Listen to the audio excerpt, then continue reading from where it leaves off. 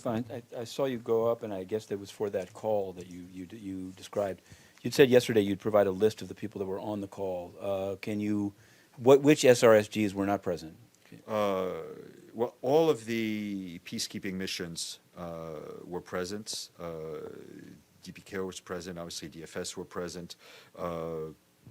I can share with you the list. Obviously, the call was arranged on 48 hours notice. It's a time of the year where people take leave.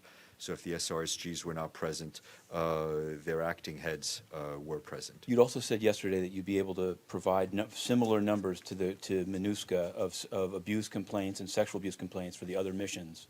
Have you? I don't have updated numbers. I would refer you back also to the Secretary General's latest report, as well as the report that was put out by OIOS recently. And I wanted to ask you on the same topic. You'd said yesterday, I went back over the transcript. You said that the senior levels of DPKO became aware of the rape allegation in CAR on August 10th, and then you also said the Secretary General had not spoken with Mr. Ladsous. So how do you know when he knew?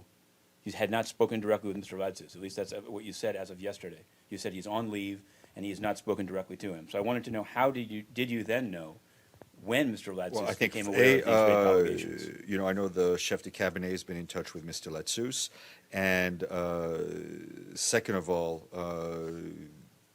this is what we know from senior manager. I mean, I think one shouldn't obsess too much about who is at headquarters and who is not.